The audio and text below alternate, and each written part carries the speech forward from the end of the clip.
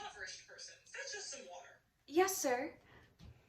Don't talk to her that way. How do you know she's poor? Look at her. She's filthy. Here you are, sire.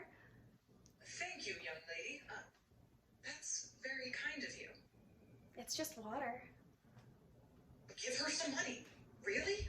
Yes, it's charity. You have things and she doesn't. You're going to give her some of your things so she doesn't have a revolution and take all of your things. Spare change? Any spare change? The moment charity is mentioned, out comes every layabout. Here you are, old woman. Thank you. Bless you, kind sir. Be careful, my lord. Many of the very poor have weapons. Be gone with you. No, good sirs, that is merely crazy Marie. She lives in the woods and only comes to town to gather what others have thrown out. She is gentle in every way. She is sweet and delicate, but nuts. She is harmless, I can tell, Sebastian. Lord Pinkleton, sheathe your swords. You are such a good friend, Marie. How lucky she is to have a true friend such as you. I wish I had a true friend. I'm standing right here. Shall we journey on? Very well, Pinkleton. Be well, young lady. I don't want charity. Take the coin then as a present in admiration for a true friend in this world. Buttercup? Oh, here. Sorry. Lot on my mind. Thank you for saving my life, dear Ella. I shall return the favor. I didn't do it for a favor returned. I have a shawl here that only has a few holes and smells of cabbage. You can wear it. Not necessary. What a handsome man that was, and so kind and generous. That is but not a man. That is Prince Topher, the slayer of giants and dragons. He has just returned to us from university. He is to be crowned king. That man? A world leader, but he appears to have a heart, mind, and soul. It can't be. Marie, you're crazy. Yes, I am. But that doesn't change the fact that he is our own Prince Topher, and he has returned to be our ruler. Look at your coin, dear. Why, it is him. From the left, such silly ears, and the crown doesn't help things. He should wear a floppy hat. Here, Marie, please take this. Buy yourself something warm to eat.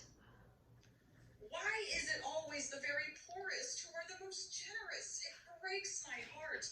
Here is our own Jean-Michel. He will spout gibberish now and for us. Be nice. Good day, Jean-Michel. A book. It's been so long since I owned something just me. Cinderella, get in there and clean the kitchen. I've just finished it. Then prepare the dinner. It's on the stove. Then the bed must... The beds are turned down and all your bedclothes are laid out. Well, where did you get that book? Jean-Michel just gave it to me. So nice that people just give you gifts. Still Daddy's little girl. And what's this doing here? It's my father's coat. It's rags. It's all I have to remember him by. It's rags now. Clean the porch with these rags. Is there anything else you would like to know, Ella? No, it sounds like a really marvelous ball. I only wish I could have been there.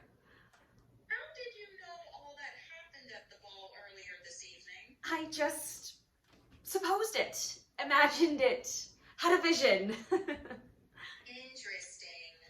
Quick, how many fingers? 2? 3. Fascinating.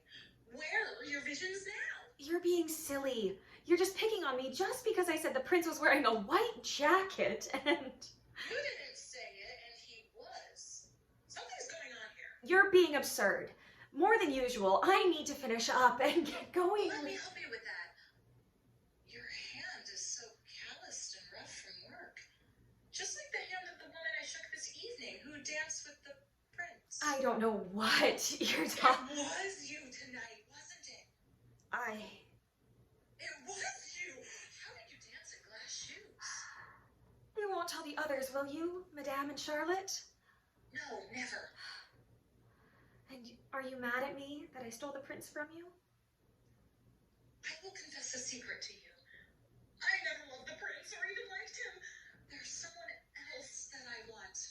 Oh, how wonderful for you. Who is it?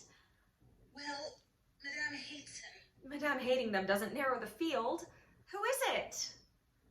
If I promise to keep your secret of the prince, can you keep my secret of my forbidden love?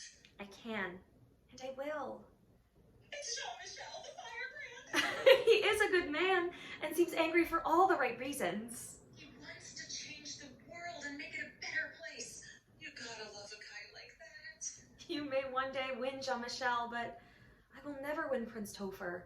If he saw who I truly was, he would have no interest in me. That's not true. He would love you for who you are. I don't see how. Well, if Madame ever saw me with Jean-Michel, I shudder to think what she might do.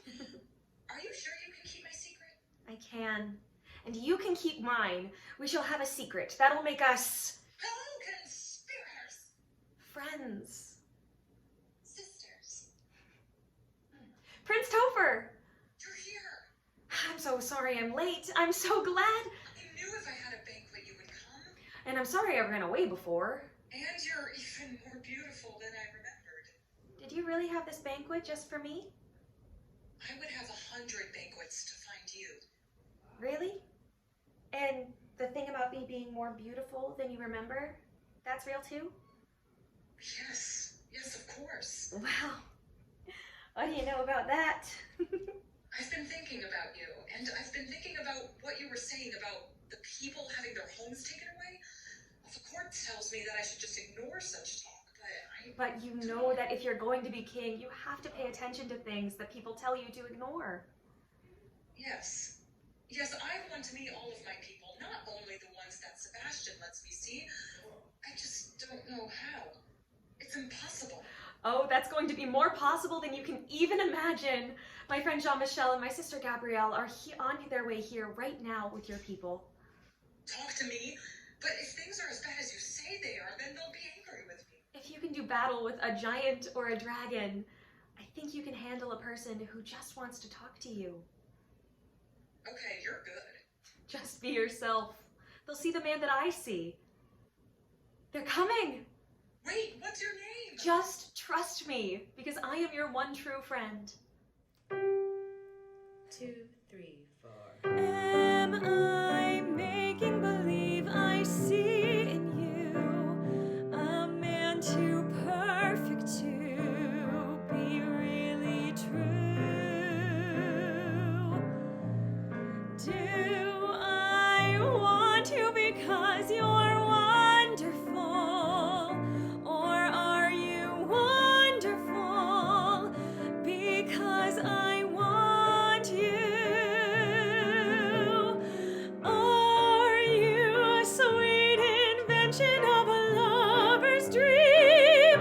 Or are you really as wonderful as you seem?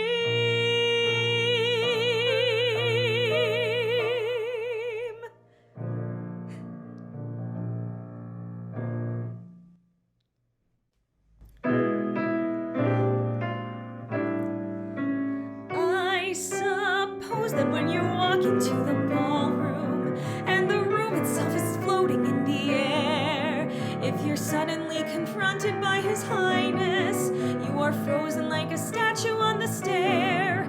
You're afraid they'll hear the way your heart is beating, and you know you mustn't make the first advance.